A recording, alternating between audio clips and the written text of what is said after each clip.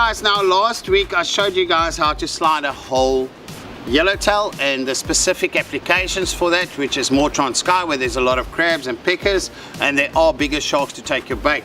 The other applications where you know there's going to be raggies that can take a big bait like this, and important features was big enough hooks. Make sure you use the big, like the mustard catfish, my favorite big bait hooks, nothing smaller than a 10 and up, and they're also nice putting them on an FMJ to cast with a dangle. Lovely hooks.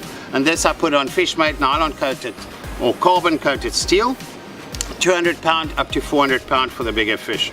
But today what I want to show you is, instead of using a whole yellowtail like this, we're going to flap it, which makes it, how can I put it, more accessible or swallowable for a wider size range of sharks. So it's not just for your very big sharks, your smaller sharks will be able, or your medium-sized sharks will be able to get it in its mouth as well, and you can get proper hookups. A flat bait works very nice if there's not too many peckers, but some peckers are still okay because it will get that flavor into the water much quicker. But for the crabs, it's, they deteriorate your bait in a very short period of time.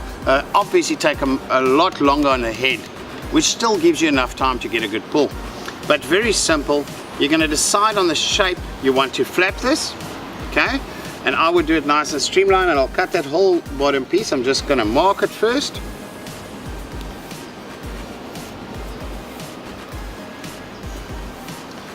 Like a diamond shape to keep it nice and streamlined.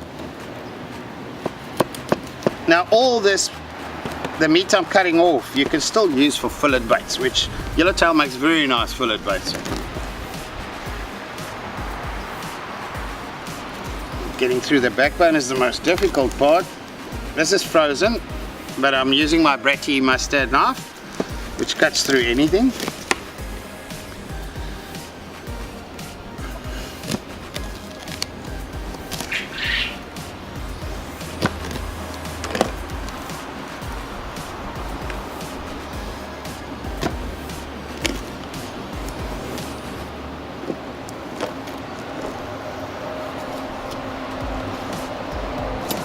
Cut the skin, the rest is done.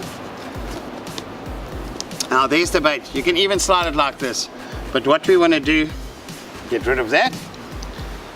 What I want to do is take the backbone out. That's a flat bait, so this will be moved, and you can make it much longer. You can make it even to the tail if you want. You take it out so that those pieces, when defrosted, starts flapping around in the water, releasing small bits of fish or pieces of meat, attracting a lot more fish from a much bigger area. And just the movement in the bait helps, and as well as the pickers will come and hit this and get more flavor out for you, which just helps getting a bite quicker. Now the most difficult part through the frozen fish is to get that backbone out.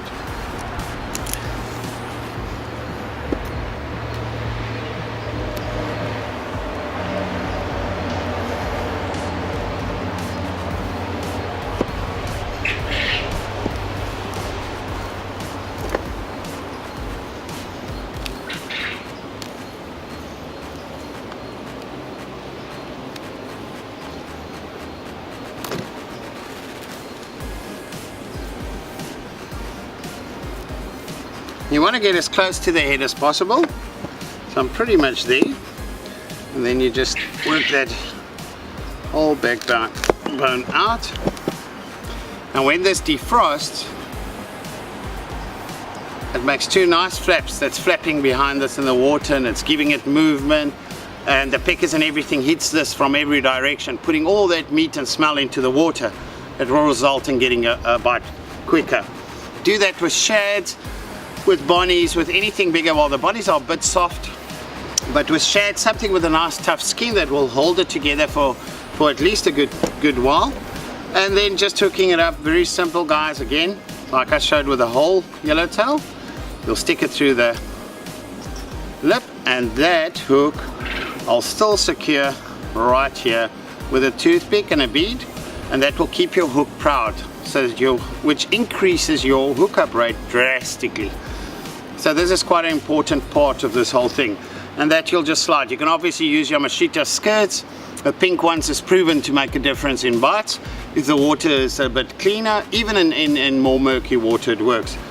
But that's a flat yellowtail head and a very effective bait. Put some out, you'll be surprised.